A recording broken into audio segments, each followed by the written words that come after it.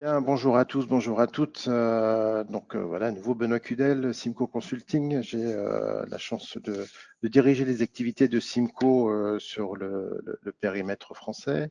Nous sommes un groupe d'origine italienne créé en 1981 et nous avons à notre compteur plus de 600 clients, plus de 2400 projets. Et vous avez quelques logos clients ici, difficile d'en mettre plus de 600 sur le slide. Notre métier, c'est faciliter, mettre en performance les activités d'entreposage, d'usines et de distribution, notamment, c'est 70% de notre chiffre d'affaires. Notre activité, c'est vous accompagner sur l'ensemble de la supply chain également, sur tout ce qui va être optimisation des stocks, niveau des stocks, approvisionnement et autres. Et notre métier, c'est également de faire la formation, puisque nous sommes certifiés Calliope et nous accompagnons nos clients à la fois sur les études de faisabilité, puisque c'est la base de tout accompagnement pour nous, de comprendre votre métier, vos besoins, vos secteurs, et nous travaillons pour de nombreux secteurs aujourd'hui. C'est de vous accompagner sur la partie mise en œuvre, mais aussi c'est de vous accompagner sur la partie formation. Vous avez ici un petit visuel qui représente un peu notre offre, où on voit que on est très présent sur tous ces secteurs, logistique, supply chain, avec un focus qui va nous intéresser aujourd'hui, qui est parmi la logistique, l'optimisation de l'entrepôt, tout ce qui va être conception de systèmes, tant manuels qu'automatisés. On va en parler puisque c'est bien l'objet du jour, avec des notions de conception, soit d'une page blanche, soit en termes de réorganisation pour répondre à une évolution de nos clients. Ça peut être à travers de la simulation de flux, puisque c'est un outil digital qui nous permet de valider et d'optimiser des fonctionnements avant de signer un chèque d'investissement. C'est une garantie d'investissement. Et puis on vous accompagne également sur l'action d'accompagnement, d'amélioration continue. C'est quelque chose qui est important aussi, puisque qu'on choisisse l'amélioration continue ou un investissement dans de la technologie, on va être de toute façon obligé de passer par ces phases de process, d'optimisation et de maîtrise de nos installations. Et puis, quand on parle d'amélioration dans l'entrepôt, évidemment, on parle de système d'information, notamment le WMS qui va se connecter avec d'autres outils et s'interfacer. J'ai tendance à dire pas de bon flux physique si pas de bon flux d'information, et c'est quelque chose qui se vérifie, qui est extrêmement important. À noter, et vis-à-vis de nos collègues d'Element Logic, de Savoie et de Cardex qui vont intervenir derrière, nous sommes un cabinet totalement indépendant de tout fournisseur du marché. Donc, je vais essayer de ne pas trop vous montrer d'images de technologie pour pas dévier par rapport à cet engagement, évidemment. Je vais très peu parler de technologie aujourd'hui, puisque je vais laisser la place à mes collègues également qui vont présenter leurs différentes activités. On va plutôt aujourd'hui se focuser sur réfléchir finalement ou refaire un petit état des lieux, quand bien même vous êtes derrière votre écran et vous savez pourquoi vous vous connectez à ce webinaire. Mais voilà, l'entrepôt et le picking en 2025, son importance notamment en fonction de la situation du rôle qu'on va donner à notre entrepôt. Est-ce qu'on est plutôt plus proche de l'usine, de la fabrication, de la matière première, et auquel cas on va peut-être avoir un peu moins de picking, si ce n'est pour alimenter des chaînes de production. Et plus on va s'approcher en termes de schéma directeur vers le client, plus on va être confronté à des notions de picking à un moment donné. On va parler de la philosophie de préparation de commande. Hein. C'est là que je ne vais pas rentrer trop dans le détail des technologies, puisque mes collègues des autres entreprises vont le faire, et ils vont le faire très bien à coup sûr. Et puis on va se poser la question si finalement comment est-ce qu'on choisit, si on va plutôt sur l'innovation ou sur l'amélioration continue. Les défis de l'entrepôt d'aujourd'hui, en fait, j'ai essayé de dessiner un gros super Pac-Man qui vient manger l'entrepôt si on fait rien. Pourquoi? Parce que on a démarré effectivement des entrepôts il y a des années. On parlait d'expérience et d'user les chaussures de sécurité sur les quais des entrepôts. Aujourd'hui, on a une évolution, une révolution dans le besoin. Alors quand je dis aujourd'hui, ça fait déjà un petit peu. On sait qu'on est dans un monde totalement volatile avec des incertitudes et de planification. Donc, on ne peut pas se baser juste sur des prévisions de vente pour calibrer donc nos activités. Il faut qu'on garde de la flexibilité. On a une évolution clairement des besoins, puisque depuis les différentes crises boursières et depuis donc les évolutions avec les grands acteurs majeurs de place de marché, on s'aperçoit que finalement on fait plus de préparation, mais de petites préparations. Donc on fait moins de palettes complètes, on fait moins de couches palettes, il y aura plus dans le détail de la préparation. On nous demande dans les entrepôts de rajouter des services à haute valeur ajoutée. Donc, que ce soit du co-packing, que ce soit de la customisation retardée des produits, donc pour aussi minimiser le niveau de stock qu'on a donc juste avant le service des clients et éviter d'avoir trois références qui se dupliquent, une pour tel ou tel pays, une pour une autre région, etc. Donc, on va plutôt avoir un stock un peu neutre qu'on va donc sur lequel on va donc customiser, pardon. Des étiquetages, des notices ou tout ce qui va bien pour pouvoir servir le pays en question. On a donc des commandes plus petites et plus nombreuses. On va multiplier également dans nos entrepôts donc le nombre de références qui est lié donc à la diversification des produits, à la durée de vie des produits, à la contrainte SAV de devoir donc pouvoir assurer et servir donc notamment les produits électroménagers pendant 10 ans après la dernière vente ou le retrait du marché donc du produit. Donc tout ça fait que nos entrepôts aujourd'hui évoluent. On a un besoin et on a besoin de flexibilité. Et cette flexibilité, on ne peut pas l'avoir à n'importe quel prix, puisque si on va chercher de l'organisation, si on va chercher une augmentation du chiffre d'affaires, si on n'est pas bien organisé, on a nos charges qui explosent et nos profits qui diminuent. Et ça, c'est quelque chose sur lequel on va nous agir, on va devoir agir, parce que cette notion de coût ne doit pas entrer. On doit rester donc évidemment, on doit rester concurrent vis-à-vis donc du marché, et donc nos entrepôts ne doivent pas continuer à être des centres de coûts, mais doivent bien être des centres de profit, considérés comme des centres de profit demain. Alors pourquoi on parle de picking aujourd'hui? Parce que finalement, l'entrepôt, c'est une histoire humaine, c'est une histoire d'hommes, et même si demain on met de la technologie dans nos entrepôts, on aura toujours des opérateurs parce que tout n'est pas automatisable et parce qu'on aura toujours à récupérer, à prendre des produits et même à gérer et à aller assurer la maintenance et s'assurer du bon fonctionnement donc des systèmes si on va sur des notions d'innovation.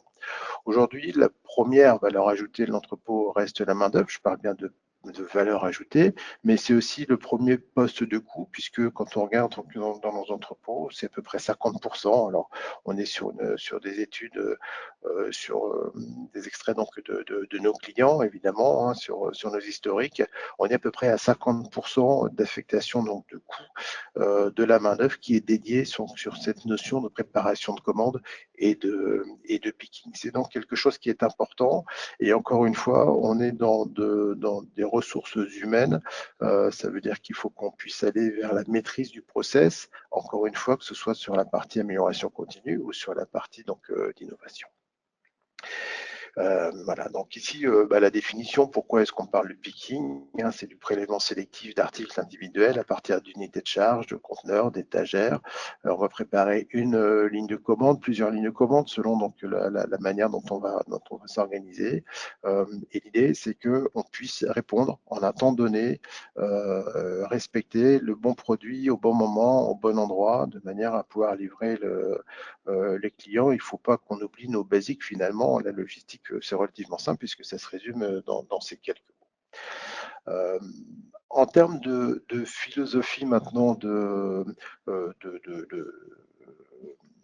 fonctionnement, si on parle de préparation, hein, donc ici, de manière assez classique, on met donc on réceptionne les produits, on les stocke, on les prépare, on les met à disposition, donc soit pour une unité de production, soit pour partir dans des chargements et être optimisé dans des transports.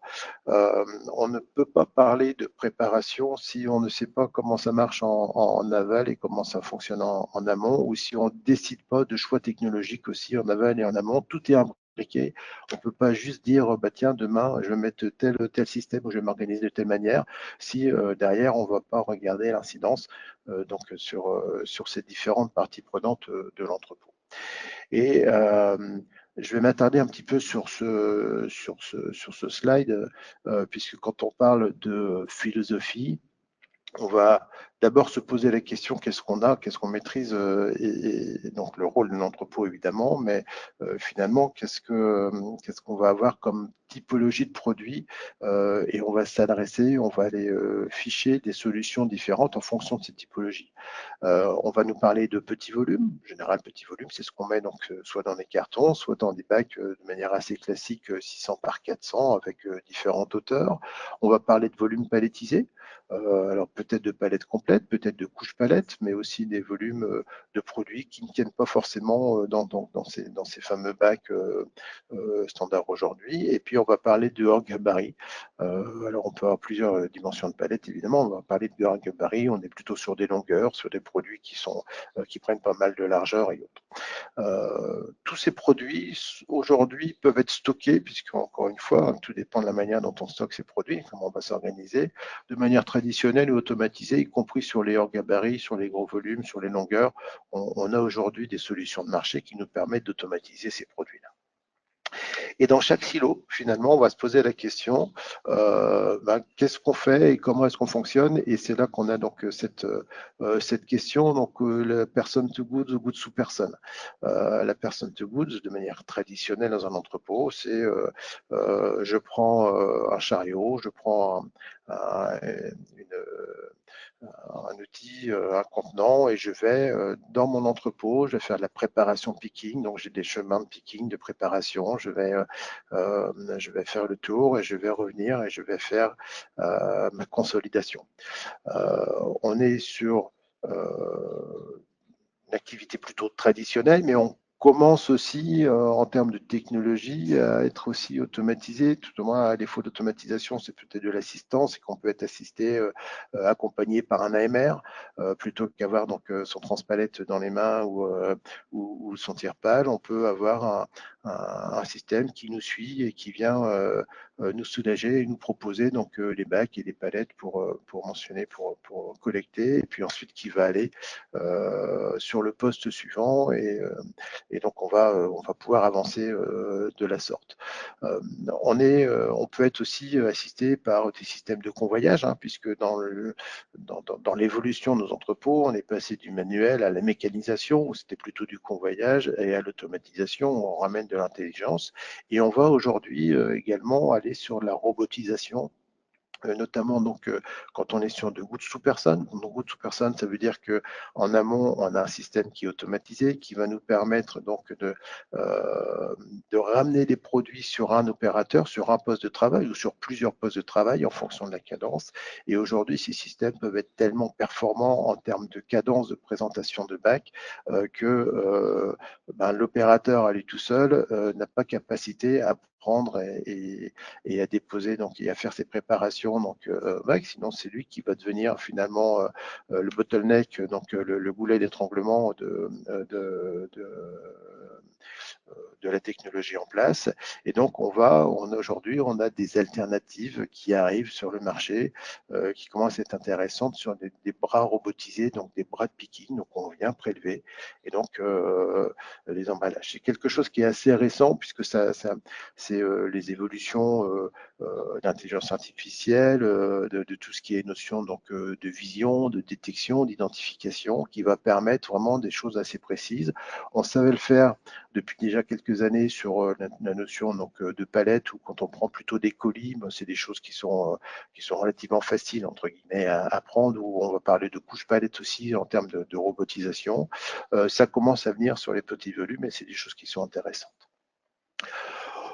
Même logique donc sur les volumes palettisés, hein, avec donc personne sous gousse, gousse sous personne, hein. Alors quand on est sur la palette complète, ben, on se pose pas la question. De toute façon, c'est une palette en mouvement, donc on n'a pas d'aller chercher d'optimisation, de picking, etc. Par contre, on va rentrer dans des notions donc de classe de rotation, du bon produit stocké au bon endroit pour minimiser les coûts, hein. Ça, c'est toujours donc cette notion qu'on doit garder en tête, hein, la minimisation des coûts euh, dans nos différents entrepôts. Euh, et donc, on a là aussi, hein, j'en parlais tout à l'heure, la notion de robotisation, la notion d'automatisation, avec des systèmes aujourd'hui, là aussi, si on parle un peu de technologie, qui deviennent plus souples et plus abordables et plus évolutifs dans nos entrepôts. Avant, on était obligé d'investir plutôt dans des grues. Aujourd'hui, on a des systèmes de navettes qui sont intéressants, qui ramènent de la souplesse et qui ouvrent le scope finalement aux différentes entreprises pour aller investir donc sur des notions de technologie. Et puis on a donc les notions de hors gabarit également, hein, puisqu'aujourd'hui, c'est pas parce qu'on a du hors gabarit qu'on peut pas aller automatiser. Alors on fait aussi du picking, hein, sur des produits, sur des longueurs, des choses comme ça. On a des contraintes, mais on a aussi donc des solutions qui existent sur le marché pour tout ça. Derrière, donc on a vu tout ce qui pouvait se passer en amont, et il va falloir qu'on raisonne aussi sur ce qui va se passer en aval. Et donc on a ces notions d'emballage où on peut aller, ce serait dommage de gâcher des systèmes très performants avec des grosses productivités et puis d'aller mettre une équipe de foot pour emballer les produits et pour ensuite les palettiser et les consolider. Donc l'idée c'est aussi de poursuivre, hein, cet effort et donc de bien surtout ne pas se focus uniquement sur la partie picking prélèvement, mais bien aller jusqu'à la constitution du colis qui va aller ensuite chez le client, avec une phase importante aussi de consolidation où on peut avoir des systèmes aujourd'hui qui nous permettent de séparer temporellement la notion de préparation et la notion d'expédition. On sait préparer en avance, bufferiser, bénéficier justement de ces systèmes automatisés en disant bah, je prépare, j'assure mes préparations plutôt en temps masqué et indépendamment alors dans le respect évidemment des contraintes et des cut-offs, mais indépendamment donc de départ transport ou indépendamment de la notion de consolidation ou quand est-ce que je vais préparer ma palette ou quand est-ce que je vais préparer mon hors-gabarit. On prépare les petits volumes, on les met dans un bac, on les rentre dans un système automatisé et donc on les ressort quand on a besoin de consolider, quand la palette est prête, quand le hors-gabarit est prêt. Et ça, c'est des choses qu'il faut qu'on intègre aussi. Ça veut dire que nos capacités de système et de fonctionnement, elles dépendent évidemment de ma profondeur de stock, de mon nombre d'articles que j'ai à servir en picking, mais on peut aussi avoir, et je suis persuadé que mes collègues vont vous en parler tout à l'heure, on peut avoir aussi ces notions donc de buffer qui viennent donc permettre de lisser le fonctionnement et d'améliorer donc le fonctionnement d'un entrepôt. Juste un petit mot sur les technologies, hein, qu'on a aujourd'hui, donc petit volume, gros volume hors gabarit qu'on retrouve. Donc on a les notions de grue, hein, voilà, transstocker, mini-load. On a donc les notions donc de carrousel, horizontaux, verticaux. On a des notions donc de navettes, hein, ce qu'on appelle communément les shuttles. Et puis donc on a des systèmes que j'appellerais cubiques, voilà, parce que on a certains producteurs, fabricants aujourd'hui qui ont leur propre technologie et donc je vais essayer de ne pas les citer tout simplement.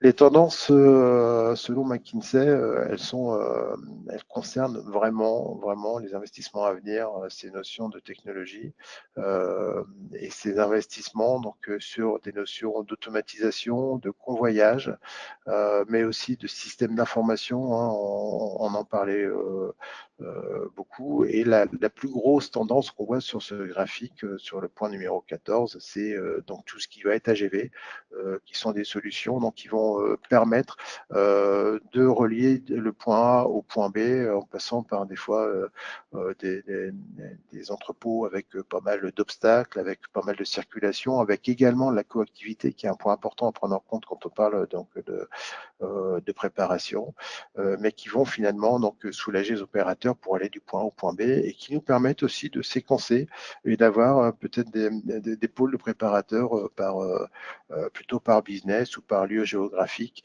et de limiter finalement des déplacements qui ont peu de valeur ajoutée pour nos opérateurs. Alors forcément, quand on conçoit cet entrepôt, je vous parle de technologie, mais je vous parle aussi d'amélioration continue. C'est un point qui est important dans un sens. On va innover, on va acheter un ascenseur. Dans l'autre, on va plutôt prendre l'escalier. On sait où on veut aller.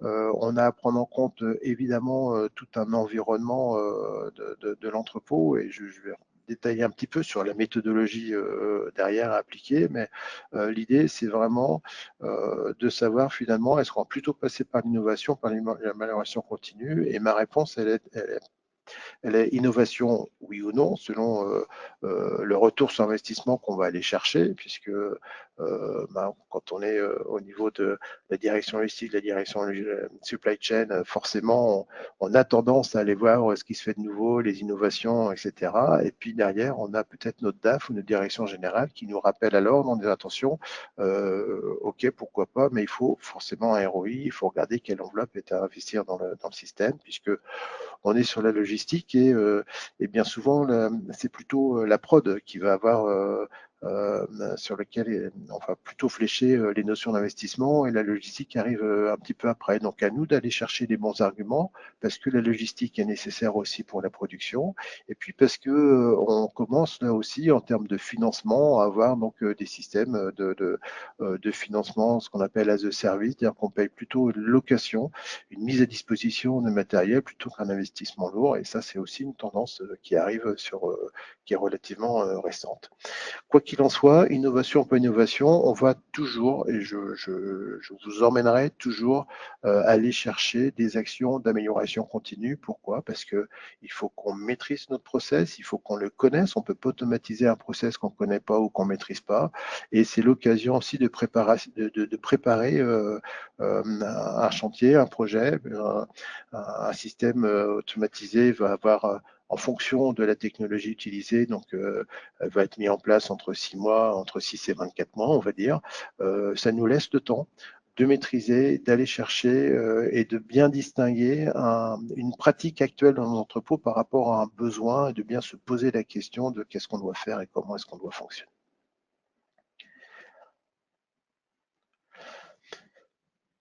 Et donc, ça, on est sur ces notions d'amélioration continue. Hein. Je vous parlais d'escalier sur l'amélioration continue. Donc, on va aller chercher donc cette notion de ligne warehousing, où on va aller chercher nos différents gaspilles. Vous avez peut-être l'habitude, hein, il y en a quelques-uns qui vous sont cités ici, le mural, le murui, le muda, les irrégularités, les surcharges, le gaspillage. Donc, à la fois, on va regarder, finalement, on va se poser la question de comment fonctionne notre entrepôt, mais aussi comment arrivent les commandes, quelles sont les contraintes et comment je peux optimiser et aller chercher. Ça, c'est les bases d'amélioration continue.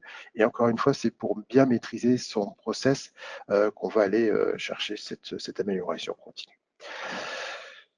Comment choisir la bonne solution? Je vous parlais tout à l'heure en introduction de Simco en disant on fait des études de faisabilité. On va rentrer dans le vif du sujet dans le vif du sujet de cette étude de faisabilité qui va nous servir à prendre une vision à 360 degrés de l'entreprise et du besoin de manière à pouvoir aller chercher à comparer des scénarios, là aussi avec plus ou moins donc, de niveau donc, de technologie, des scénarios qui vont nous permettre de répondre aux besoins actuels et futurs de l'entreprise. Je dis bien futur puisque si j'attaque un projet en 2025 pour me dire tiens comment je vais fonctionner dans 2 ans, dans 3 ans, dans 5 ans dans mon entrepôt, évidemment je dois fonctionner avec les volumes projeter de 2 ans, 3 ans ou 5 ans dans l'entrepôt, parce que sinon, quand je vais démarrer mon activité, ben, je vais être en retard par rapport à mon besoin.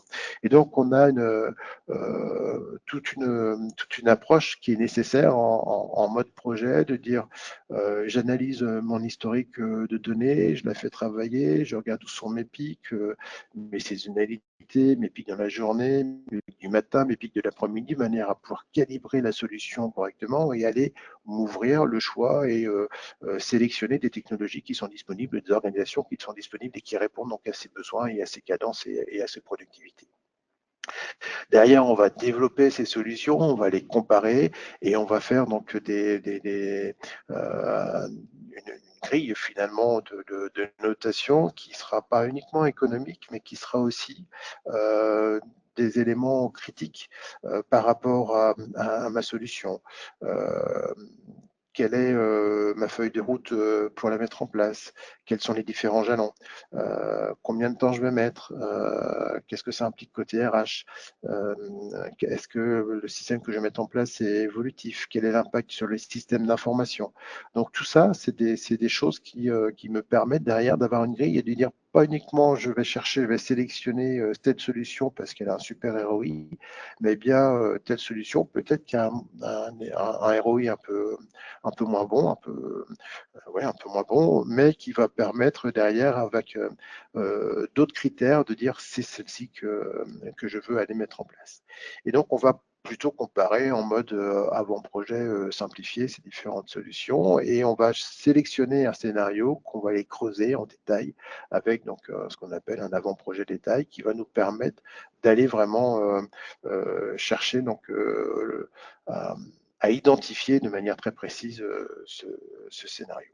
Alors, je vous passe toutes les données qui vont être nécessaires à aller chercher, hein, puisque on va parler de flux d'entrée en marchandises, en camions, on va parler de niveau de stock, on va parler des inventaires, on va parler donc des notions de classe de rotation, on va parler des flux de sortie, on va parler donc de main-d'œuvre. Donc tout ça doit venir alimenter ce projet donc d'étude de faisabilité.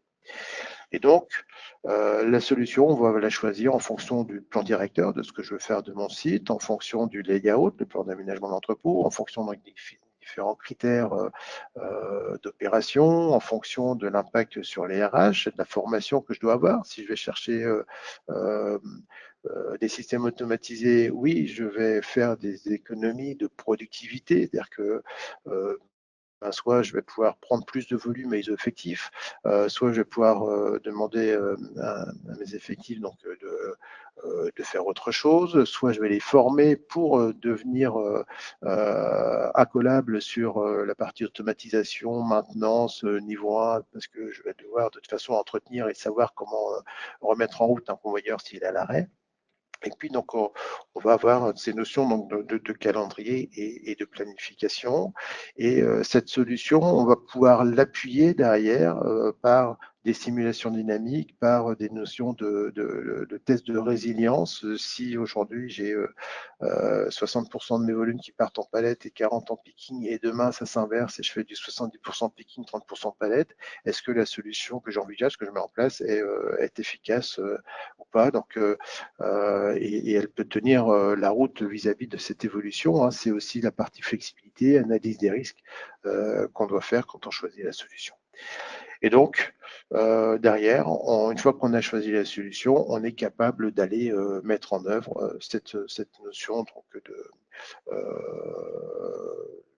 de projet, de scénario que j'aurais envisagé. Et j'aurais donc un process qui va passer par ce projet détail, par cette vérification en simulation dynamique, par ces process data, et donc la conception et la construction et l'assistance à la construction. Tout ça, c'est des choses que Simco vous permet donc de faire. Donc on a cette notion d'investissement, on a cette notion d'amélioration continue hein, qui nous permet donc de le faire et sur lequel on peut insister. Pourquoi? Parce que l'idée de l'amélioration continue, contrairement à ce que, enfin contrairement, ou par rapport à ce que vont nous proposer donc les trois fournisseurs qui vont prendre la parole derrière, sont quasiment sans investissement, mais encore une fois sont un passage obligé pour aller chercher demain, s'organiser pour aller chercher donc de l'automatisation, du capital humain, de l'organisation, des processus, cette maîtrise de processus, ces notions donc de collaboration aussi, et ça va bien comprendre ce qui se passe en aval et ce qui se passe en amont donc des solutions, les qualités donc la précision donc du fonctionnement et tout ce qui va être l'impact sur le layout sont des points importants à prendre en compte en termes de solutions. Et puis derrière, c'est un focus sur des productivités, des temps de trajet. N'oublions pas que les temps de trajet aujourd'hui n'ont pas de valeur ajoutée entre guillemets, hein. Et puis donc des précisions par rapport donc au travail effectué. Et là encore cette notion de tâches à valeur ajoutée sans valeur ajoutée.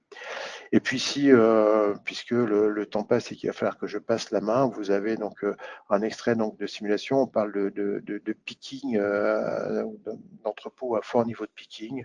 On a un extrait de simulation de flux qui montre aussi que même en termes d'amélioration continue et sans aller chercher donc d'investissement et de passer en gouttes sous personne, on peut aller optimiser du matériel, des implantations, relativiser les classes de rotation pour pas générer trop de suractivité et de risque d'accident dans nos entrepôts.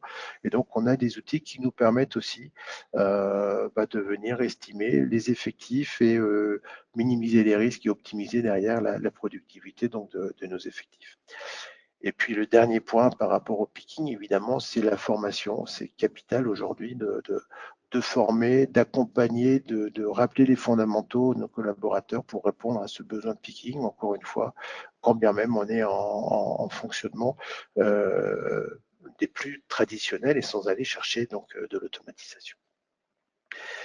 Je ne saurais finir mon temps de parole sans vous conseiller et sans vous inciter, dans le cadre de vos projets, à vous faire accompagner par des entreprises comme la nôtre, qui sommes encore une fois indépendants et autonomes vis-à-vis donc des fournisseurs du marché, et qui peuvent vous permettre de prendre le recul et de comparer les différentes solutions que vous proposent aujourd'hui, les différentes technologies que vous proposent aujourd'hui les fournisseurs et qui sont vraiment liés à qu'est-ce que je dois stocker, qu'est-ce que je dois préparer, comment sont mes volumes, quels sont mes flux, une très très grosse analyse qui vous permet derrière de ne pas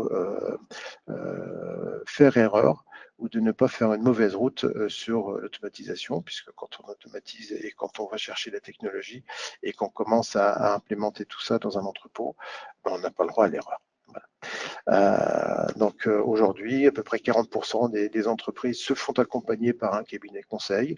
Oui, il y a un coût au départ, c'est évident, mais ce coût, on le récupère, il est amorti avec le temps et c'est un bel investissement pour l'avenir.